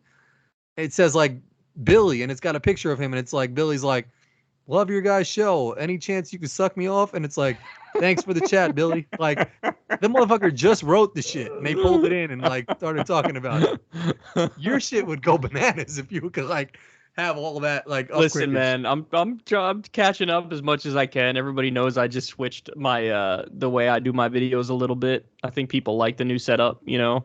I haven't even seen it, to be honest. So what I can do now is like I used to just play a full video and then react to it, like a 2-minute clip and then react to it. Now I can play like more of the video and pause and respond in real time. Oh yeah, that's cool. Yeah, it's huge. I mean, it's just, it sort of changes the flow of it a little bit. It's a little more modern. Yeah. So, you know, little changes here and there. Yeah. Never hurt anybody, No. even though it's a fucking pain in the ass. But I hope everybody enjoys it. Did Crystal and Saga ever do their tour shit? No, but they're gonna go. Aren't they going to Atlanta? There's some shit soon. Yeah, there's some shit soon. There's some shit soon. Yes. My sister's ready to fight Sagar, not fight him, but she's ready to like. Listen, but people need to understand is Sagar's somewhat conservative. Like he just is. He's at best he's an enlightened centrist. At best he's a centrist. You know, so those are his politics. For the fact that anybody thought, oh, maybe he's on the left, like people were just wrong in thinking that. You know what I'm saying? And the Crystal's there to sort of check him from time to time because. You know, they've had their disagreements, man. They've had their disagreements. I remember when the whole Insurrection Act thing was happening, poor Crystal had to go on Joe Rogan's podcast where both Joe and Sagar were like, yeah, I mean, if you got to send in the military, you got to send in the military. And Crystal would be like, oh, no, you don't deploy the U.S. military in the U.S. streets, you fucking idiots. You know what I'm saying? So, like, it is what it is. But that's part of the magic of the show. Yeah. You know, you'd have these people who disagree, but it's not crazy disagreement. It's not like Sean Hannity versus Combs. Remember when that old show, Hannity and Combs? It's like, imagine the newer version of that with two smart people who disagree on some things but agree on other things. And that's the magic of the show. So. She's tied at him about, I think he made a point about food in Europe or some shit like that. Oh, yeah. That tweet went viral. Oh, people got tied at him with that? Yeah, every now and then he's on some like uncultured shit because that food is like good and like dog. He'll say shit I think sometimes purposely to stir the pot. Oh, like he tweeted some shit the other day that people dogpiled him for, where some Republican senator went into the Capitol or something and they were wearing like shorts and like a jacket, and he was like, this is like the degradation of society. Look at this shit. And everybody was like, who the fuck care? Homeboy's wearing shorts. Who gives a fuck? Yeah. Of all the things to care about, this is what you fucking care about? And he got dogpiled for it. So he does this shit all the time. Like, I don't know how sincere those comments are. I mean, he might feel it, but like, I think as he tweets some of those shits, he's like, I'm going to get people to fucking like shit on me today. Okay. That'll help my sister sleep at night. I'm like, who the fuck cares? Davina, she's like, nah, he doesn't know the food. And I'm like, bro, the motherfucker knows. Just tell Davina he's gonna swing and miss, and it's gonna happen relatively often. Okay, like that's just because her politics are not his politics. Her politics are left. Like, the fact that she's even listened to him as much as she has is impressive. Yeah, you know, she loves that shit. I'm like, who the fuck gives a fuck? No, I'm not. Like, I respect him. But also, fuck, like, just eat. Like, I went to fucking Prague and I was eating McDonald's. Like, who gives a shit? Oh, you know me and you. That's why we're best friends. Because it doesn't matter where we are. I'm like, can I get a burger and fries? That's a fucking staple. Like, give me the shit that is established. Don't give me some suspect shit where you could get food poisoning. Give me the shit that you know is going to be that's been around, that will be around, that's always like been gummy around. worms, like gummy worms. Yeah, like if I'm in a fucking shop and they got gummy worms, like I know it's gonna be a banger. Like don't That's serve me some true. It is shit that I'm always like, gonna what be is good. this again? And they're like, oh, it's from a farm and it could, like season where this is it tastes a little better. Like, no, give me a Big Mac in every country tastes the same. Yeah, OD, definitely. All right, let's wrap this bitch up. We almost went 2 hours. We love you guys. We'll talk to you soon. Everybody have a good one. Peace.